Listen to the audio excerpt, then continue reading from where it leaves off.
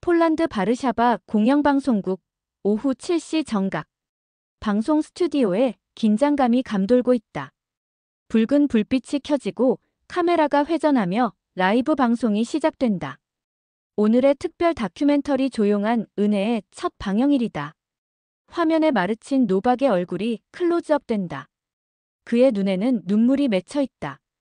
폴란드 국민 여러분, 오늘 밝혀드릴 이야기는 우리 역사에서 철저히 감춰진 진실입니다. 얼마 전 우리나라가 미국과 유럽산 무기를 철수시키고 한국 무기로 442억 달러 규모의 계약을 맺은 사실 알고 계십니까? 우리 폴란드 방위산업 역사상 최대 규모의 이 결정에는 아무도 모르는 비밀이 있었습니다. 스튜디오의 조명이 흔들리고 카메라는 마르친의 감정적인 표정을 잡아낸다. 그런데 더 충격적인 진실이 있습니다.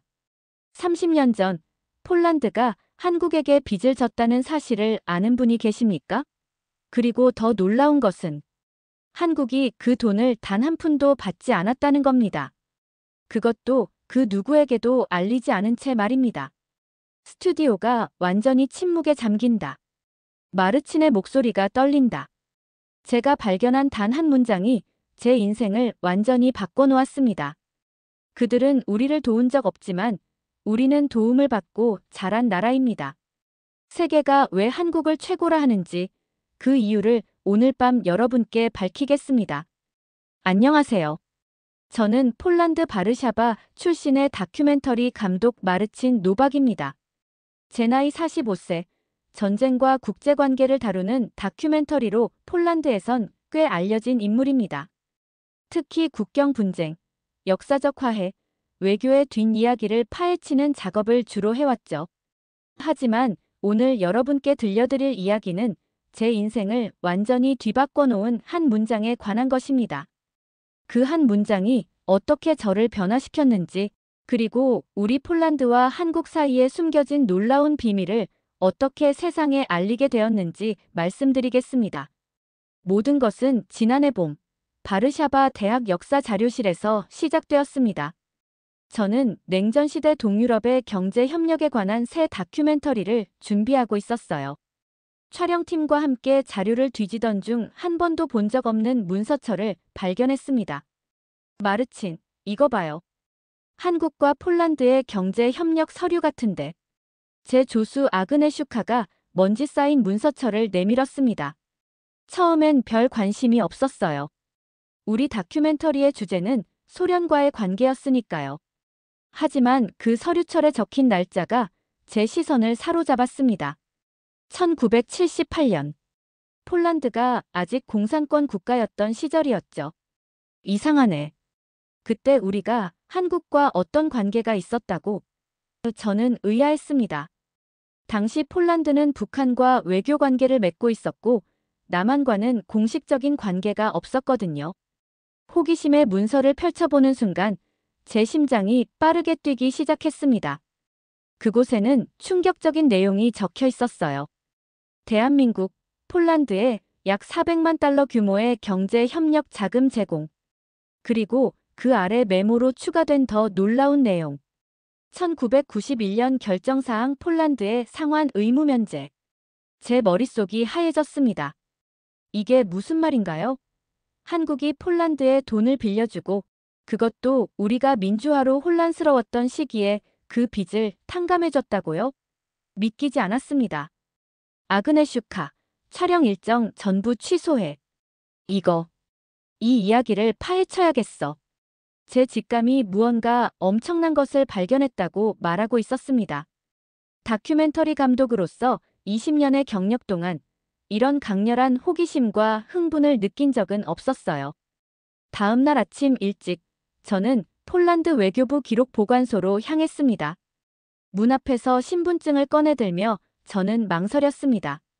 제가 지금 하려는 일이 단순한 다큐멘터리 제작을 넘어 무언가 더 큰 의미를 갖게 될 것 같은 예감이 들었기 때문입니다. 노박 씨, 어서 오세요. 보관소 담당자인 야누 씨가 저를 맞이했습니다. 저는 종종 역사 다큐멘터리를 위해 이곳을 찾았기에 그는 저를 잘 알고 있었죠. 야누 씨, 특별한 자료를 찾고 있어요. 1970년대 후반부터 90년대 초반까지 한국과의 경제 협력 관련 문서요. 야누시의 표정이 묘하게 변했습니다. 한국이라. 특이한 요청이네요. 왜 갑자기 그쪽에 관심이 생겼죠? 저는 솔직하게 대답했습니다. 우연히 발견한 문서가 있어요. 한국이 우리에게 경제 지원을 했고 나중에 그 빚을 탕감해줬다는 내용이었죠. 사실인가 확인하고 싶어요. 야누시는 잠시 생각에 잠기더니 컴퓨터를 두드렸습니다.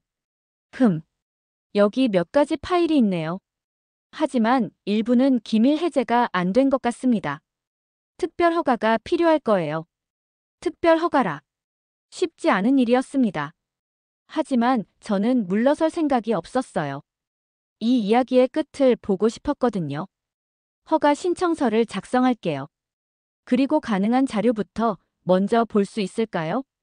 야누시가 내어준 자료는 제한적이었지만 그 안에서도 중요한 단서를 발견했습니다. 1978년 폴란드와 한국 사이에 체결된 경제협력 협정. 당시 폴란드는 심각한 경제 위기에 직면해 있었고 한국의 지원은 순수한 경제적 이유만으로는 설명하기 어려운 것이었습니다. 하지만 왜 한국은 우리를 도왔을까요? 그리고 왜 이 사실이 이렇게 철저히 묻혀 있었을까요? 더 많은 정보를 얻기 위해 저는 당시 상황을 기억할 만한 인물을 찾아야 했습니다. 외교부 자료를 통해 당시 폴란드 경제부 차관이었던 안제이 코발스키의 이름을 알아냈습니다. 그는 지금 83세, 바르샤바 교외의 작은 마을에 살고 있다고 했죠. 그의 집을 찾아가는 길은 쉽지 않았습니다. 마을은 외딴 곳에 있었고 집들은 서로 닮아 헷갈렸습니다. 마침내 그의 집을 찾았을 때 제 가슴은 두근거렸습니다. 과연 그가 기억할까요? 그리고 기억한다면 왜 아무도 이 이야기를 모르게 된 걸까요? 문을 두드리자 잠시 후 흰머리의 노인이 문을 열었습니다. 그의 눈은 나이에 비해 맑고 생기가 넘쳤습니다. 코발스키 씨이신가요? 마르친 노박이라고 합니다. 다큐멘터리 감독인데요. 1970년대 말 한국과의 경제 협력에 대해 이야기 나누고 싶어 찾아왔습니다. 노인의 눈이 잠시 빛났다가 이내 경계의 색으로 변했습니다. 왜 그런 오래된 이야기에 관심이 있으신가요? 최근 폴란드와 한국의 방산 계약 소식을 들으셨을 겁니다. 그 배경에 오래된 인연이 있다는 것을 알게 되었어요. 노인은 잠시 망설이더니 문을 활짝 열었습니다. 들어오세요. 차라도 한잔 하시죠. 코발스키의 거실은 소박했지만 정갈했습니다. 벽에는 그가 젊었을 때 세계 각국의 인사들과 만난 사진들이 걸려 있었죠. 그 중에는 한국인으로 보이는 사람들과 찍은 사진도 있었습니다. 그때 한국에서 차관을 받으신 기억이 있으신가요? 제가 조심스럽게 물었습니다. 노인은 깊은 한숨을 내쉬었습니다. 50년도 더 된 일을 기억하라고요? 하지만 그는 잠시 생각에 잠겼다가 계속했습니다. 그래요, 기억납니다. 그때 우리는 심각한 경제 위기에 처해 있었어요. 소련의 원조는 점점 줄어들고 서방 세계는 우리를 불신했죠. 왜 하필 한국이었나요? 그게 바로 가장 이상한 점이었죠. 코발스키의 목소리가 차분해졌습니다.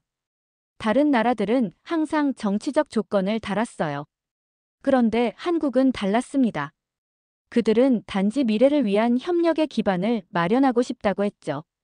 처음엔 의심스러웠지만 그들은 정말 그 말대로였어요. 그의 눈에 회상의 빛이 어렸습니다. 그런데 더 놀라운 건 1991년의 일입니다. 우린 민주화 이후 심각한 경제적 혼란에 빠져 있었어요. 모든 채권국이 빚 독촉을 했죠. 하지만 한국만은 그들은 우리에게 한마디도 하지 않았어요. 그게 무슨 뜻인가요? 그들은 빚을 탕감해 주었습니다.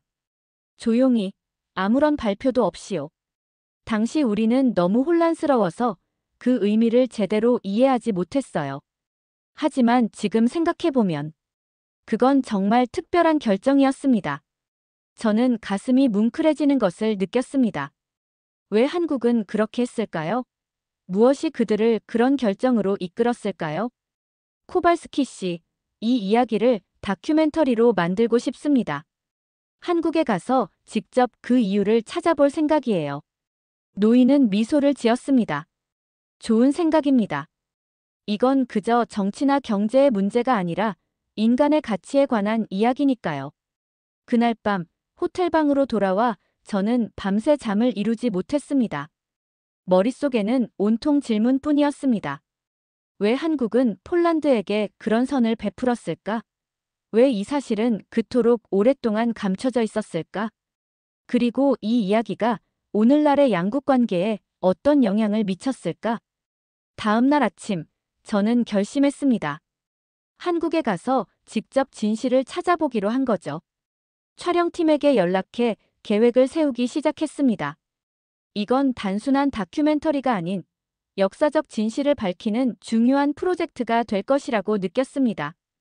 한국행 비행기 표를 예약하며 제 마음은 설렘과 두려움으로 가득 찼습니다. 이 여정이 어디로 저를 이끌지, 그리고 무엇을 발견하게 될지 저는 전혀 상상조차 하지 못했습니다. 인천공항에 도착한 날은 서울이 봄비에 젖어 있었습니다. 공항에서 나오자 촉촉한 공기가 제 얼굴을 감쌌습니다. 한국에 처음 발을 디딘 순간 이상한 느낌이 저를 감쌌어요. 마치 오래 잊혀진 이야기의 실마리를 찾으러 온 것 같은 기분이었습니다. 호텔에 짐을 풀고 창밖으로 서울의 풍경을 바라보았습니다. 고층 빌딩들, 밤에도 밝게 빛나는 네온사인들, 분주하게 오가는 사람들. 이 도시가 불과 60년 전만 해도 전쟁의 폐허였다는 사실이 믿기지 않았습니다. 다음 날 아침, 저는 한국 외교부를 방문했습니다. 사전에 연락을 취해둔 상태였고, 다행히 그들은 제 다큐멘터리 제작 목적을 이해하고 협조해주기로 했습니다. 외교부 건물 앞에 서서 잠시 망설였습니다. 이곳에서 제가 찾는 답을 얻을 수 있을까요? 그리고 만약 얻게 된다면 그것은 어떤 의미를 가질까요? 로비에서 저를 맞이한 것은 김지원이라는 젊은 외교부 직원이었습니다. 그녀는 영어를 유창하게 구사했고 제 연구에 관심을 보였습니다. 노박 씨, 한국까지 오신 이유가 그런 오래된 역사적 사건 때문이었군요. 정말 흥미롭습니다. 저는 미소 지으며 대답했습니다. 네, 우연히 발견한 작은 단서가 저를 이곳까지 이끌었네요. 폴란드와 한국 사이의 이 특별한 인연을 이해하고 싶습니다. 지원 씨는 저를 외교부 사료관으로 안내했습니다. 넓은 공간에 수많은 문서들이 체계적으로 정리되어 있었습니다. 1991년 폴란드 채무 탕감 관련 문서를 찾고 계시죠? 특별 허가가 필요한 문서들입니다. 신청서를 제출해 드릴게요. 승인까지는 며칠 걸릴 수 있어요. 기다림은 쉽지 않았지만 이 미스터리를 풀기 위해서라면 기꺼이 감수할 수 있었습니다. 그동안 서울을 둘러보며 한국에 대해 더 알아가기로 했습니다.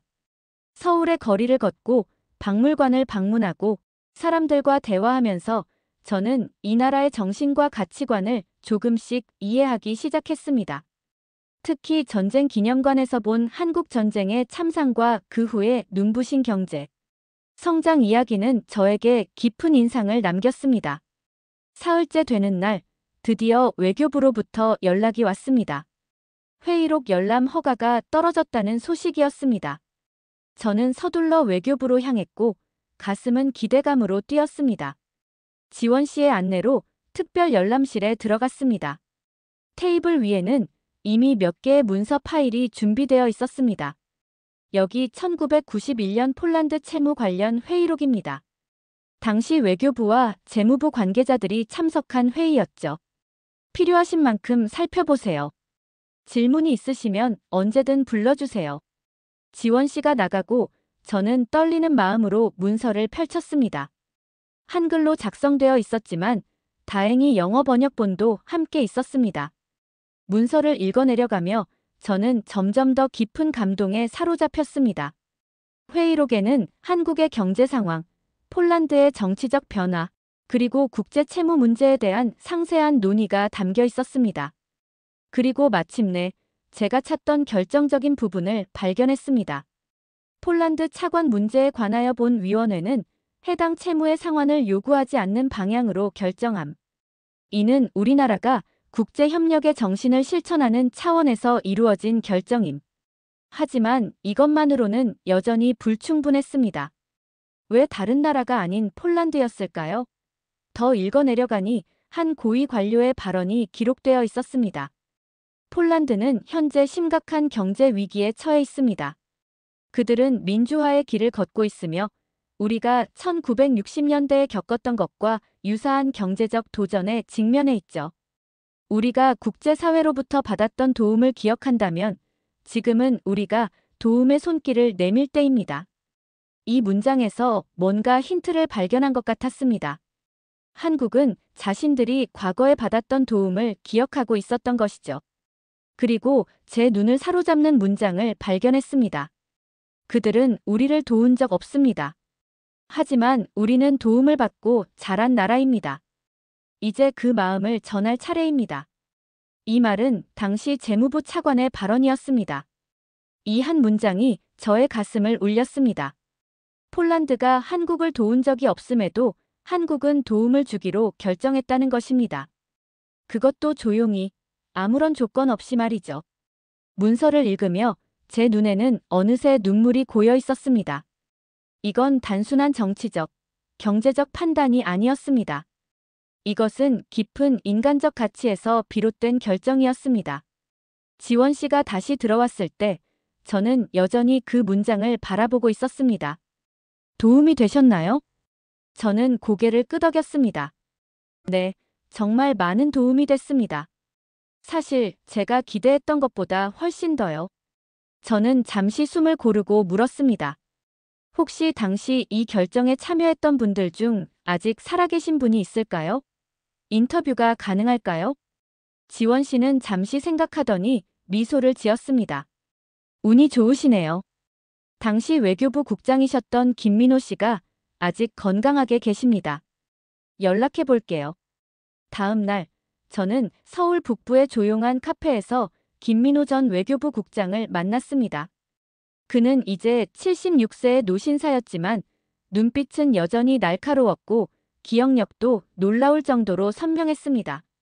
노박 씨, 멀리서 오셨군요. 폴란드와 한국의 오래된 인연에 관심을 가져주셔서 감사합니다.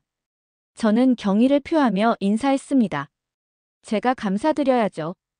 귀중한 시간을 내주셔서요.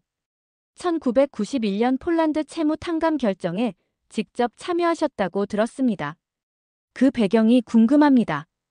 김민호 씨는 잠시 생각에 잠겼다가 이야기를 시작했습니다. 그때는 세계가 크게 변화하는 시기였습니다. 냉전이 끝나고 많은 공산권 국가들이 민주화와 시장 경제로 전환하는 과정에 있었죠. 폴란드도 그중 하나였어요. 그는 차를 한 모금 마시고 계속했습니다. 우리는 그들의 상황을 잘 이해했어요. 왜냐하면 한국도 비슷한 길을 걸어왔으니까요. 우리도 한때는 극심한 가난 속에서 경제 발전을 이루어냈습니다. 그 과정에서 국제사회의 도움이 컸죠. 그래서 폴란드를 돕기로 결정하신 건가요? 그렇습니다. 하지만 그것보다 더 깊은 이유가 있었어요. 김민호 씨는 잠시 창 밖을 바라보더니 계속 이야기했습니다. 우리나라는 한국 전쟁 이후 많은 나라로부터 원조를 받았어요. 그것이 없었다면 오늘날의 한국은 없었을 겁니다. 우리는 그 고마움을, 그 마음을 잊지 않았죠. 다른 나라들이 어려울 때 도움의 손길을 내미는 것은 단순한 외교적 전략이 아닙니다. 우리의 역사에서 비롯된 진심이에요. 그의 말에서 진정성이 느껴졌습니다. 이것은 단순한 정책이 아니라 국가적 철학, 가치관이었던 것입니다. 그런데 왜 이 결정을 공개적으로 알리지 않으셨나요? 왜 조용히 처리하셨죠?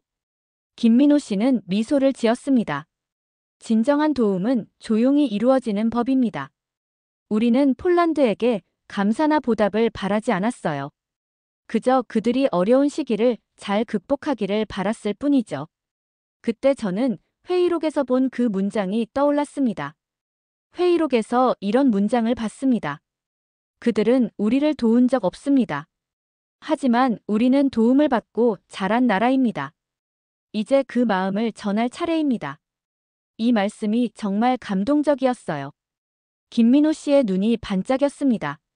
아, 그 말은 당시 우리 장관님께서 하신 말씀입니다. 회의가 길어지고 있었는데 그분이 그 한마디로 모든 논의를 끝내셨죠. 모두가 동의했어요. 그렇게 결정된 겁니다. 저는 그 순간을 상상해 보았습니다. 회의실에 모인 관료들, 그리고 그 한마디에 모두가 고개를 끄덕이는 모습. 정말 특별한 순간이었을 것입니다. 이런 결정이 다른 나라들과의 관계에서도 이루어졌나요? 물론입니다. 한국은 국제개발 협력에 적극적으로 참여하고 있어요.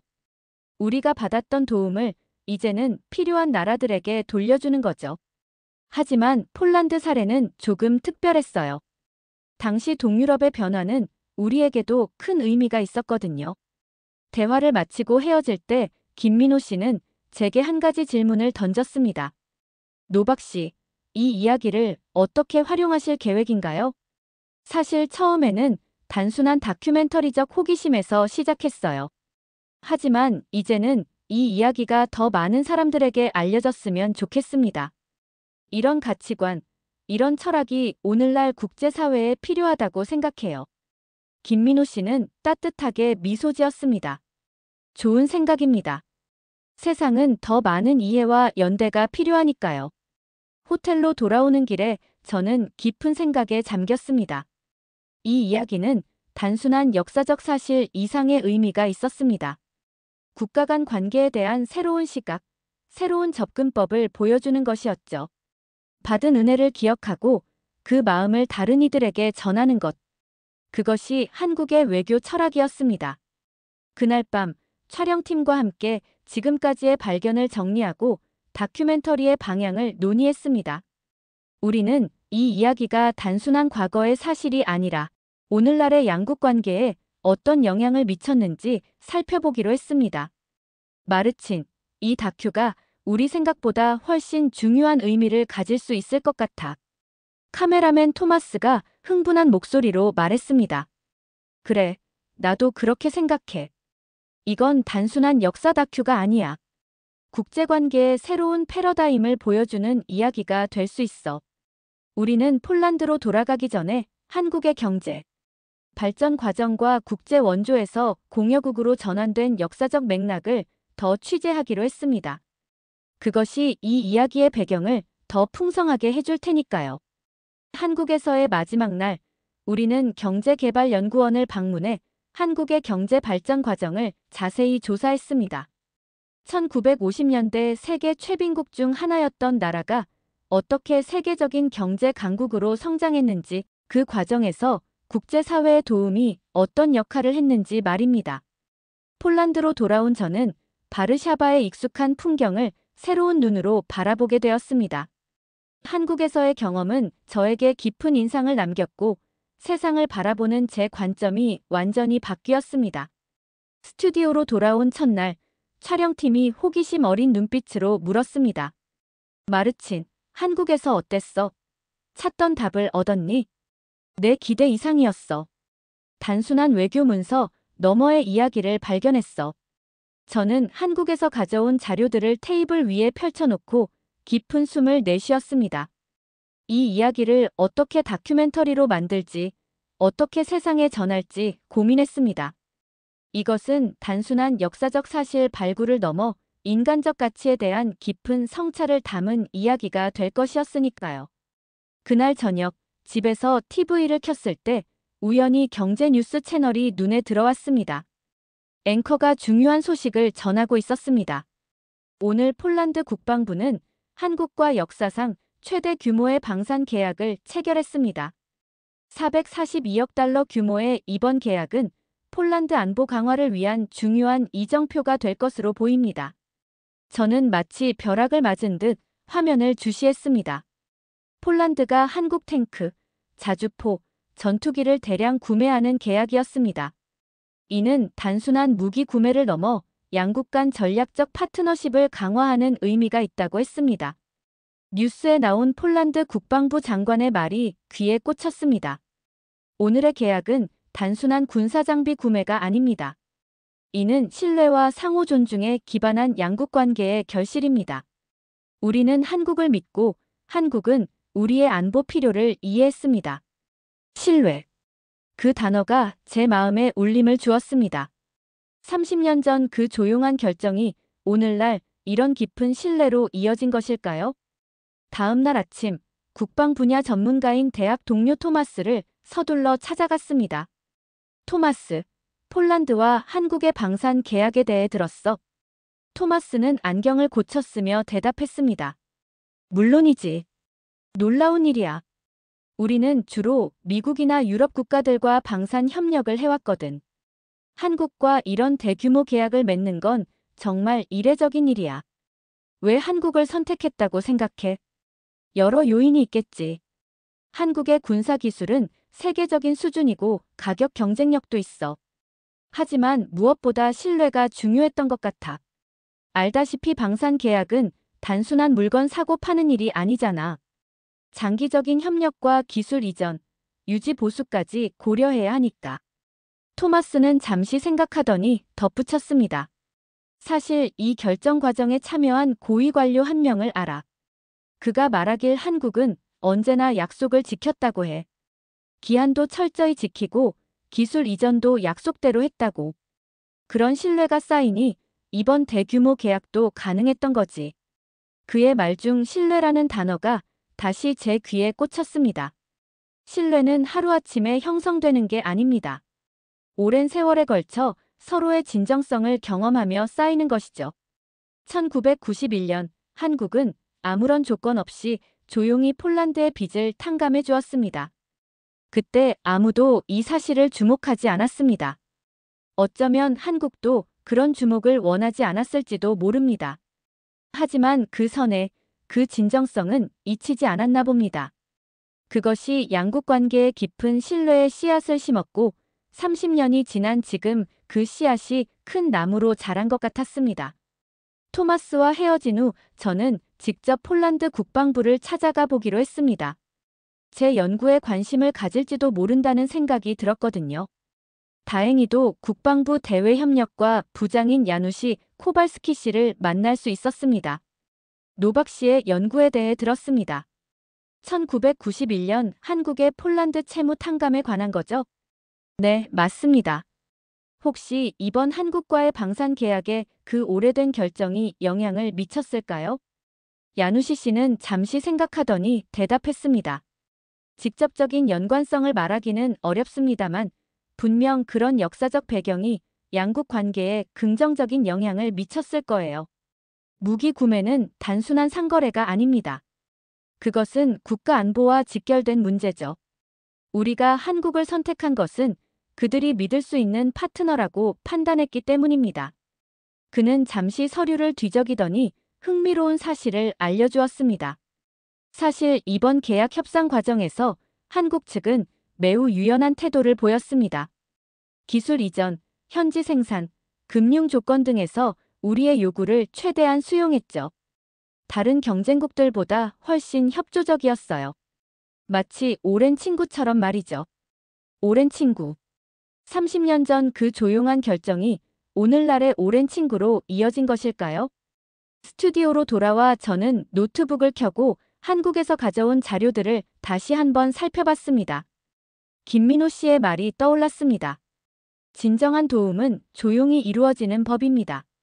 우리는 폴란드에게 감사나 보답을 바라지 않았어요. 그들은 정말 그랬습니다. 그들은 아무런 조건 없이 도왔고 그것이 30년이 지난 지금 깊은 신뢰로 돌아온 것이죠. 다음 주 저는 이 모든 조사 결과를 바탕으로 다큐멘터리 편집 작업을 시작했습니다. 제목은 조용한 은혜로 정했습니다. 이 다큐멘터리에서 저는 단순한 사실 나열을 넘어 이 사례가 국제관계에 주는 시사점에 초점을 맞추었습니다. 편집 작업은 쉽지 않았습니다. 한국의 풍경, 폴란드의 과거, 인터뷰 자료들을 어떻게 하면 가장 효과적으로 조합할 수 있을지 고민했습니다. 무엇보다 이 이야기의 감동을 어떻게 시청자들에게 전달할지가 가장 큰 과제였습니다. 편집실에서 밤을 새우던 어느 날 방송국 국장이 찾아왔습니다. 마르친, 다큐멘터리 제작 상황이 어떻게 돼가나? 거의 마무리 단계입니다. 하지만 아직 마음에 들지 않는 부분이 있어요. 이 이야기의 본질을 어떻게 가장 잘 전달할 수 있을지. 국장은 잠시 화면을 바라보더니 말했습니다. 이건 단순한 역사 다큐가 아니야. 이건 인간의 가치에 대한 이야기야. 그 본질을 잃지 않았으면 좋겠어. 그의 말이 저에게 영감을 주었습니다. 맞습니다. 이것은 단순한 역사 다큐멘터리가 아닙니다. 이것은 인간적 가치, 신뢰, 기억의 중요성에 대한 이야기입니다. 다큐멘터리가 완성되고 방송 예정일이 다가왔습니다. 저는 긴장되고 설레는 마음으로 그날을 기다렸습니다. 이 이야기가 과연 시청자들에게 어떤 영향을 미칠까요? 방송 당일 스튜디오에는 특별한 분위기가 감돌았습니다. 같은 시간대에 방영되는 인기 드라마가 있어 시청률 경쟁이 우려되었지만 저는 이 이야기의 가치를 믿었습니다. 첫 방송이 나간 후 반응은 폭발적이었습니다. 소셜미디어에는 다큐멘터리에 대한 감동적인 반응들이 넘쳐났습니다. 많은 시청자들이 이런 역사적 사실을 처음 알게 되었다며 놀라움을 표했고 한국에 대한 새로운 시각을 갖게 되었다고 말했습니다. 가장 놀라운 반응은 한국 대사관에서 왔습니다. 그들은 공식 성명을 통해 이 다큐멘터리에 감사를 표하고 양국 관계 발전을 위한 문화 교류 프로그램을 제안했습니다. 다큐멘터리 방영 일주일 후 저는 한국 방송국으로부터 초청을 받았습니다. 그들은 이 다큐멘터리의 한국어 버전을 제작하고 싶다고 했고 저에게 한국 시청자들을 위한 특별 인터뷰를 요청했습니다. 서울로 다시 돌아간 저는 이번에는 더 깊은 감동을 느꼈습니다. 첫 방문 때는 미스터리를 풀기 위해 왔지만 이번에는 그 미스터리가 만들어낸 감동을 나누기 위해 온 것이니까요. 한국 방송국에서의 인터뷰는 매우 감동적이었습니다. 진행자는 제게 물었습니다. 노박 씨, 이 이야기를 발견하고 연구하면서 개인적으로 가장 감동받은 부분은 무엇인가요? 저는 잠시 생각하다가 대답했습니다. 그것은 받지 못했던 시절의 고통을 기억하는 것의 중요성입니다. 한국은 단순히 받은 은혜를 갚는 것이 아니라 자신들이 어려웠던 시절의 그 마음을 기억하고 있었습니다. 그래서 다른 나라가 비슷한 어려움을 겪을 때 그 마음을 전하고자 했죠. 이것은 국제관계를 바라보는 새로운 시각을 제공합니다. 인터뷰가 방송된 후 한국 시청자들의 반응도 매우 뜨거웠습니다. 많은 사람들이 자국의 이런 모습을 자랑스러워했고 일부는 이 이야기를 처음 듣는다며 놀라움을 표했습니다. 폴란드로 돌아온 후 저는 이 경험을 바탕으로 후속 다큐멘터리를 제작하기 시작했습니다. 이번에는 한국의 국제 원조 역사와 그것이 세계 각국과의 관계에 미친 영향을 더 깊이 탐구하기로 했습니다. 어느 날 저녁 한국에서 촬영했던 영상을 다시 보던 중 김민호 씨의 말이 제 귀에 다시 한번 울렸습니다. 진정한 도움은 조용히 이루어지는 법입니다. 그 말의 의미를 깨달은 저는 제 다음 작품의 주제를 결정했습니다. 조용한 외교의 힘. 이 다큐멘터리 시리즈는 단순한 폴란드와 한국의 이야기를 넘어 세계 곳곳에서 이루어지는 조용한 협력과 인간적 가치에 기반한 외교의 사례들을 조명할 것입니다. 지금 저는 방송국 스튜디오에 앉아 첫 번째 다큐멘터리의 성공을 생각하며 다음 작품을 준비하고 있습니다. 그리고 제 마음에는 깊은 깨달음이 자리 잡고 있습니다. 국제관계는 단순한 힘과 이익의 게임이 아닙니다. 진정성 있는 도움, 조건 없는 선의가 쌓여 만들어지는 신뢰는 어떤 조약보다, 어떤 군사 동맹보다 더 강력한 힘을 발휘할 수 있습니다. 그리고 무엇보다 받은 것만 기억하는 것이 아니라 받지 못했던 시절의 고통도 기억하는 것의 중요성을 배웠습니다. 그래야 진정한 연대, 진정한 이해가 가능해질 테니까요. 저는 이제 세계를 다른 눈으로 바라봅니다. 그리고 이 이야기를 통해 조금이나마 세상이 더 따뜻한 곳이 되기를 바랍니다. 한국은 은혜를 받은 나라입니다. 하지만 받은 것만 기억하지 않았습니다. 받지 못했던 시간도 기억했습니다. 그래서 그들은 받은 적 없는 은혜를 조용히 갚았습니다. 그게 대한민국입니다. 오늘 영상 어떠셨나요? 사실 우리도 잘 몰랐던 이야기였습니다. 받은 적 없는 은혜를 조용히 갚은 나라. 그 선택은 아무도 모르게 지나갔지만 누군가는 그 기록을 기억했고 또 누군가는 눈물로 그 의미를 되새겼습니다. 여러분, 대한민국 정말 대단하지 않나요? 과거의 아픔을 기억하고 받은 은혜를 가슴에 품고 받은 적 없는 이들에게도 손을 내밀 줄 아는 나라. 우리는 지금 그런 나라에 살고 있습니다. 흐름을 따르던 나라에서 흐름을 바꾸는 나라로. 한국이 없으면 세계가 멈춥니다. 재미있게 보셨나요? 오늘의 사연은 여기까지입니다.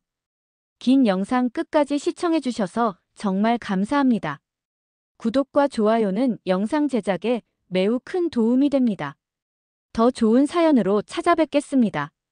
지금까지 아리랑 튜브였습니다. 감사합니다.